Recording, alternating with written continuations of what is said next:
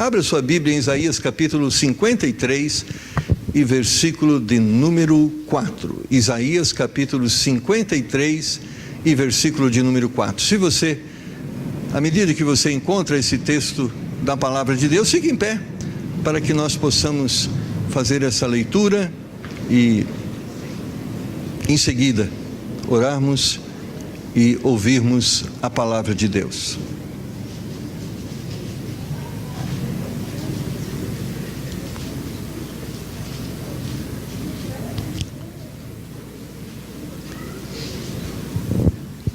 Isaías capítulo 53 e versículo de número 4.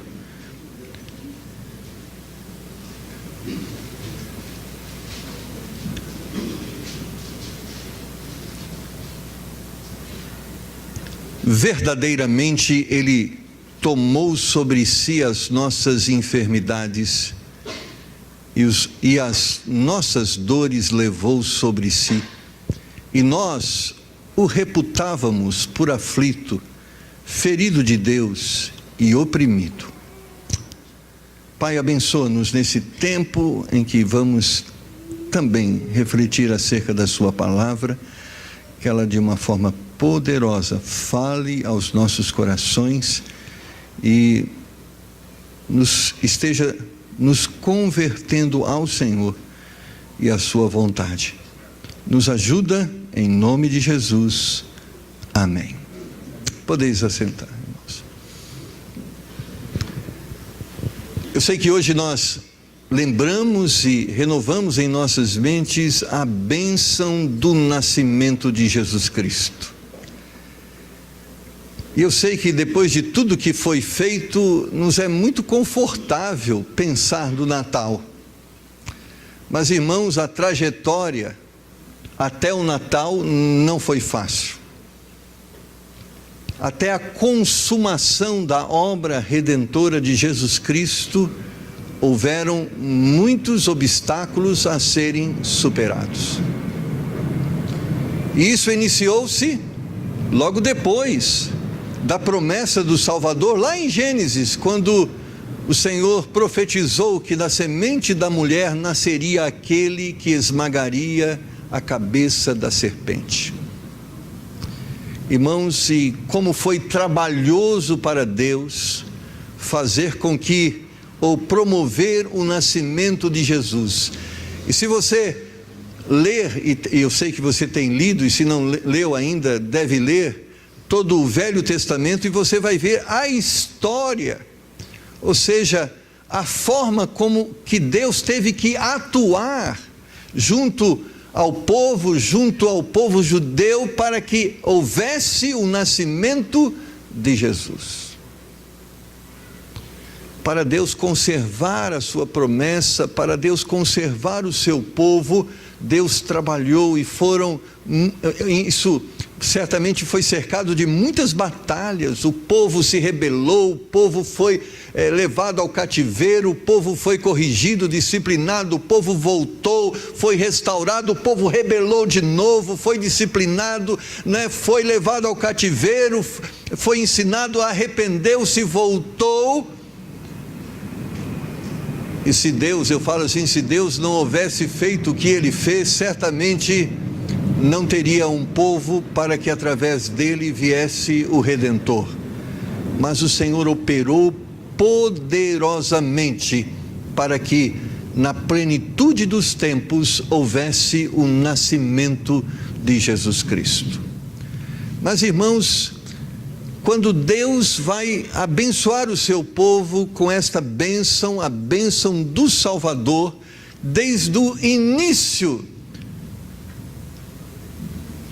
da conclusão, da efetivação, do cumprimento dessa profecia, houve uma batalha. E começou lá, a primeira luta foi contra o preconceito. E Maria ficou virgem. E Maria ficou grávida, virgem.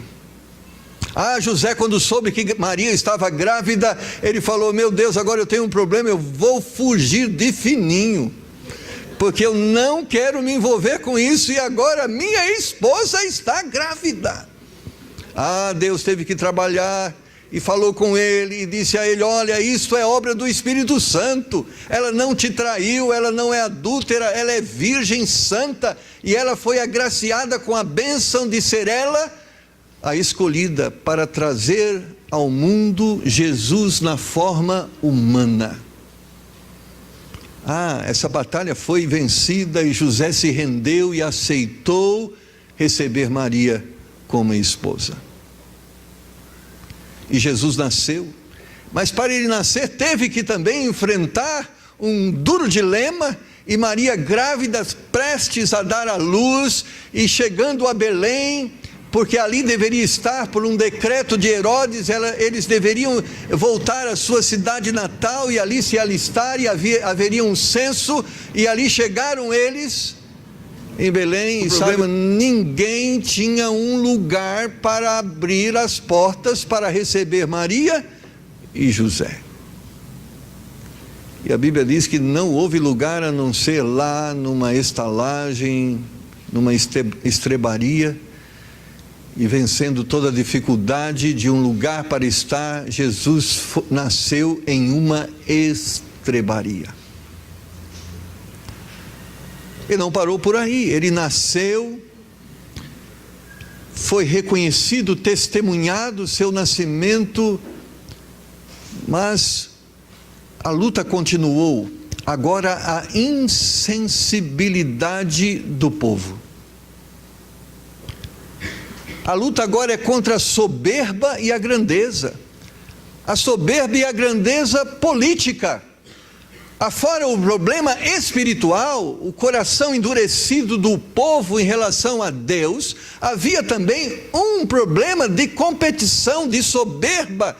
Herodes não queria desistir do seu trono. Ele viu no nascimento de Jesus uma ameaça política. E Herodes planejou matar Jesus Cristo. E ele teve que sobreviver, e a Bíblia diz que Maria e José fugiram para o Egito, para abrigar-se até que a ira de Herodes pudesse ser amenizada, e a ira de Herodes foi amenizada com a sua morte, e Deus o matou por causa da sua soberba e da sua grandeza, do seu sentimento de grandeza. Mas não bastasse o problema político, havia também um problema religioso. Os escribas, os fariseus, os saduceus, os religiosos da época rejeitaram e não queriam aceitar Jesus como Messias. E eles o perseguiam. E eles, de todas as formas, procurava fazer com que ele se contradizesse, com que ele de alguma forma fosse desqualificado, e houve para com Jesus uma grande perseguição religiosa. E uma das formas de persegui-lo foi questionar a sua origem. Ele dizia: pode haver coisa boa vinda de Nazaré? Pode ser alguma pessoa nobre, sendo ele filho de um carpinteiro?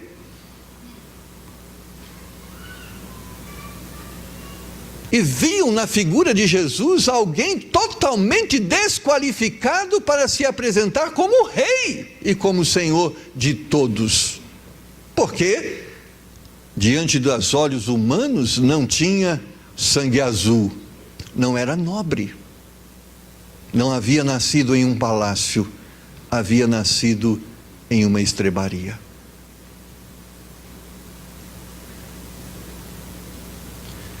E não bastasse isso, esse questionamento quanto à autoridade divina, quanto ao fato dele ser o Messias, as autoridades judaicas agora resolvem persegui-lo no objetivo de matá-lo.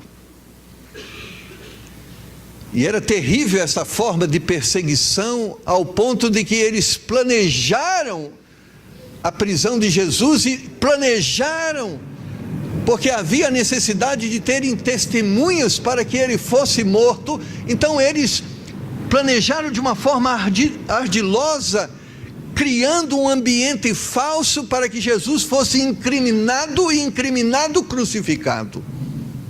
Eles queriam matá-lo. Mas não bastasse o problema religioso, não bastasse as guerras políticas, não bastasse o problema social, a rejeição, havia um problema interno. Aquele que durante anos estava ao lado dele, quando questionado sobre o fato dele estar seguindo a Jesus, Pedro, aquele que andou com ele, diz: eu nem o conheço, nunca ouvi falar dele. Os 12 discípulos andaram com ele, viram, contemplaram, puderam presenciar o seu milagre, os fatos que a Bíblia narra, que tornaram inquestionável a sua divindade. Mas o próprio que andou com ele diz: nem o conheço. E não bastasse toda forma de perseguição religiosa, política, social, interna e externa, a sua morte foi difícil de ser vivida, se nós podemos assim dizer.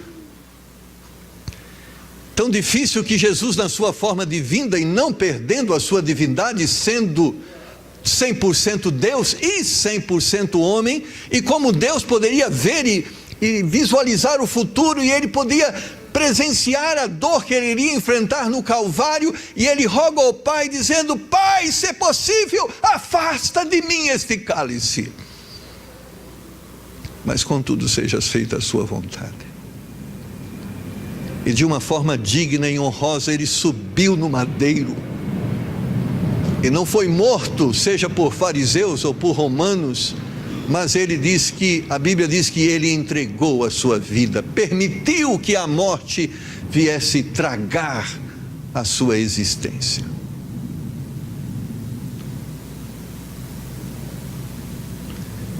E vencido todos esses obstáculos, Jesus ressuscita. E parece-nos que, então, agora a vitória está completa. Ele veio, foi reconhecida a sua vinda, a sua divindade, ele morreu e ressuscitou, mas não terminou aí a sua luta. Tomé, que o conhecia, disse: eu só posso crer que tu ressuscitaste se eu ver as marcas da cruz no seu corpo.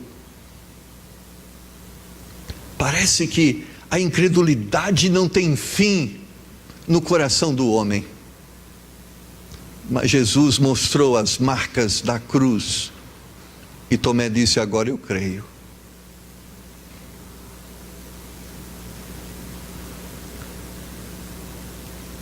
Mas vencida todas estas lutas, a Bíblia diz que Jesus foi ascendido ao céu, e ele chegou aos seus discípulos e disse: ide por todo o mundo, pregai o evangelho a toda criatura, quem crer e for batizado será salvo. Ele diz: anunciai esta verdade a todos os povos, para que esta graça oferecida possa ser usufruída.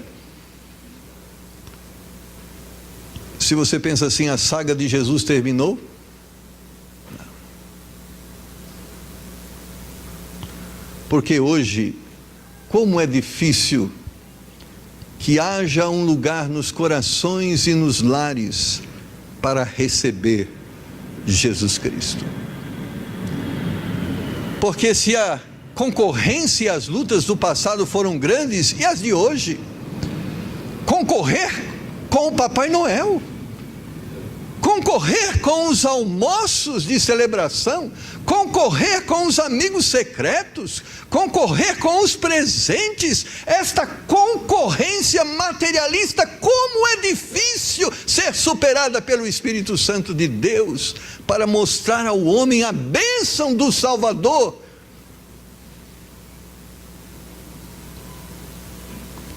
Há uma grande batalha nos nossos dias contra o materialismo, o indiferentismo social. Porque a luta, meus amados irmãos, continua. Porque o opositor ainda se conserva o mesmo. E o homem se conserva o mesmo. Infelizmente, como nos tempos de Jesus, o homem se conserva materialista, o homem se conserva soberbo e egoísta, e o homem se conserva muitas vezes indiferente à graça oferecida. E para muitas pessoas,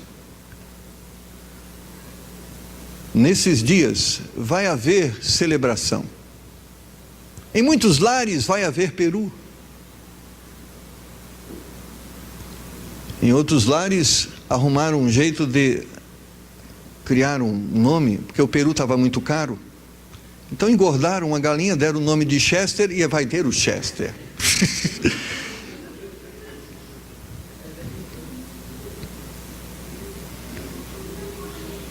Criaram uma forma de presentear. Olha, sei que é difícil dar presente, é igual lá na nossa família, não dá para dar presente para todo mundo. Faz o seguinte: amigo secreto na família, você só dá presente para um, e põe um limite, R$30, pronto. Aí vamos criar uma forma.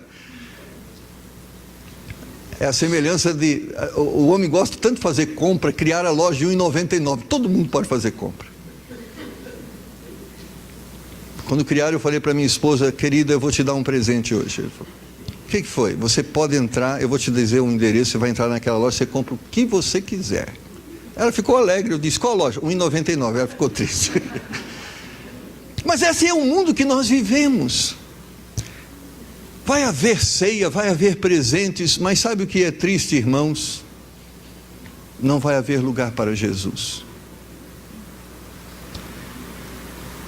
E talvez muitas pessoas vão ficar tristes porque não receberam presentes. Talvez outros vão ficar tristes porque não tiveram uma ceia da forma que gostariam de ter. Talvez outros vão ficar tristes porque não gostariam de comprar o que gostariam de comprar. Mas sabe qual é a maior tristeza de Deus? É que no Natal a pessoa mais esquecida é Jesus Cristo. Como é difícil lembrarmos de Jesus Cristo no Natal.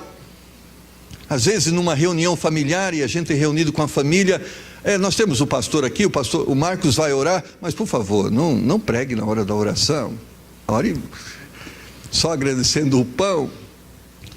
E às vezes a gente força: posso ler um texto? Desde que seja breve, porque senão a comida vai esfriar. Então a concorrência é terrível. E muitas vezes outras coisas se tornaram mais importantes do que o próprio Jesus Cristo. Mas nessa manhã, eu quero dizer para você que a maior bênção do Natal é Jesus Cristo. Que aquilo que deve ser mais celebrado é Jesus Cristo. Que aquilo que deve ser mais desejado é a salvação que vem por meio de Jesus Cristo.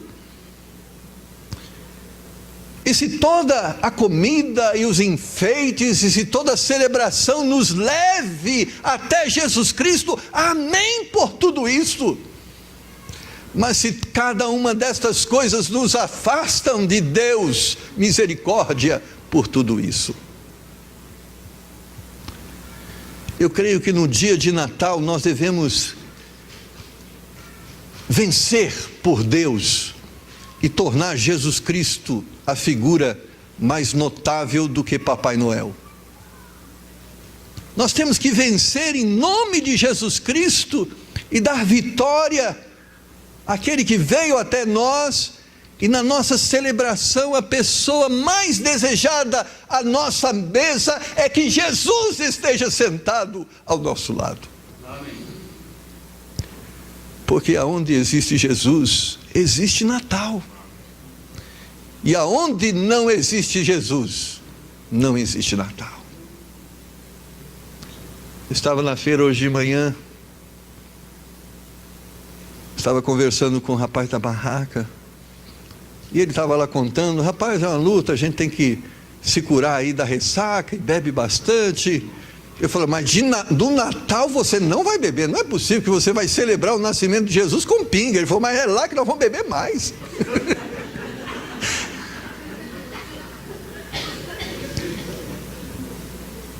Ah, irmãos, como eu penso assim, lá do céu, Jesus olhando para a terra e o cara celebrando, eu vou usar o cara, né? O cara celebrando o nascimento de Jesus com pinga. com bebida, com imoralidade, com briga. Não é essa a forma de celebrar o nascimento de Jesus, porque a forma de celebrar o nascimento de Jesus é glorificar a Deus pela salvação nos dada pelos méritos de Jesus Cristo. O que deve nortear os nossos pensamentos, nossas atitudes, os nossos corações é um espírito de gratidão a Deus pelo favor imerecido. E se não houvesse, como diz Abacuque, nada que pudesse provocar alguma alegria material, e só houvesse a graça salvadora, isto já seria suficiente para um espírito de gratidão, não só momentâneo, mas eterno. Porque o Senhor nos abençoou com a salvação por meio do nascimento de Jesus Cristo. Porque o que é o nascimento de Jesus Cristo, senão o cumprimento profético? De Isaías capítulo 9, versículo 6, porque o menino nos nasceu, um filho se nos deu, e o principado está sobre os seus ombros, e se chamará o seu nome maravilhoso, Conselheiro, Deus forte, Pai da eternidade, Príncipe da paz. E todas essas características, todas vamos dizer, esses dotes, estão relacionados ao maior problema que o homem tinha antes de Jesus. Ele estava separado de Deus. E por meio de Jesus Cristo o véu foi rasgado e o acesso ao céu se tornou possível a cada um de nós. Nós que outrora não éramos povo, nós que outrora estávamos manchados por nossas ofensas e pecados, mas a graça de Deus nos alcançou, e a eternidade da perdição no lago de fogo foi riscada da nossa história, e foi nos dado a sermos participantes com Ele da sua glória eterna. Se nós pudéssemos imaginar o que é o lago de fogo, se pudéssemos ao menos entender o que significa o inferno, nós certamente nos inclinaríamos diante de Deus e nos prostraríamos em gratidão a Ele por tão grande salvação. Vença por Cristo nesse Natal. E se não é no mundo, seja no seu lar, seja no seu coração. Jesus, a coisa mais importante do Natal. Que haja um lugar na sua mesa, que haja um lugar no seu coração, porque se houver um lugar na sua mesa, e se houver um lugar no seu coração, haverá um lugar para você no céu. E este é o maior presente que você pode ter, um lugar no céu. Abaixe a sua cabeça, feche os seus olhos e vamos orar. Talvez você está hoje nesse campo de batalha, onde o mundo, com as coisas do mundo, estão assediando o seu coração e tentando tirar da sua vida, do seu lar, da sua mesa, a figura de Jesus. Mas nessa manhã você está sendo convencido pelo Espírito Santo de Deus que a pessoa que você quer nesse Natal é Jesus. Jesus no seu coração, Jesus na sua vida, Jesus no seu lar, porque você crê que a presença dele vai fazer diferença, não só hoje, mas por toda a sua vida e eternidade. Se você quer realmente a presença de Deus na sua vida, no seu lar, levante a sua mão e diga: Jesus é a pessoa mais importante para mim nesse Natal. Eu quero que Jesus seja a pessoa mais importante nesse Natal, e eu quero reconhecê-lo como Filho de Deus, o meu Salvador. E se eu não tiver peru, se eu não tiver presente, não importa, eu tenho Jesus, e isto é importante. Você que nunca, não teve essa oportunidade de reconhecer Jesus como Filho de Deus e como Salvador da sua alma, nunca confessou diante dos homens dizendo: Jesus é o meu Salvador. Eu creio que Ele é o enviado de Deus, que morreu na cruz para me perdoar dos meus pecados e me dar a salvação. Eu não aceitei ainda Jesus, eu não ainda testemunhei acerca desta fé. Eu quero fazê-lo hoje. Se você quer aceitar Jesus hoje, levante a sua mão, eu quero orar com você. Alguém? Pastor, eu quero aceitar Jesus. Eu ainda não aceitei, não o reconheci como o meu Salvador, não ainda declarei a minha fé e a minha inteira submissão a Ele, mas eu quero fazê-lo nesta manhã. Levante a sua mão e eu quero orar com você. Pai, obrigado por sua palavra, obrigado pelo teu Espírito Santo, que a cada dia renova em nossas mentes e nos nossos corações o grande amor do Senhor para conosco. Ajuda-nos nesta manhã a realmente nos rendermos totalmente ao Senhor, e ajuda-nos a viver o senhorio do Senhor nas nossas vidas. Nos ajuda, Pai, a ficarmos firmes e a não cedermos para o mundo, as pressões do mundo, mas que nada possa tirar dos nossos corações a gratidão pela salvação manifestada por meio de Jesus Cristo. Nos ajuda assim e nos dá, Senhor, um bom tempo de comunhão na presença do Senhor, e que a presença do Senhor em cada lar, em cada vida, possa ser percebida através do poder transformador, renovador, consolador que o Senhor, através de Jesus Cristo, opera em cada um de nossos corações. Nos abençoa, Senhor, nos abençoa nesse tempo de comunhão que vamos ter. Abençoa o pão que com ele vamos alimentar os nossos corpos. Abençoa as mãos que prepararam, aqueles que de alguma forma ajudaram para que tenhamos esta celebração. Mas, Pai, nos abençoa também com alimento espiritual, com a presença do Senhor em nossos corações. Nos dê um dia de vitória, um dia de bênção, em nome do Senhor Jesus. Amém.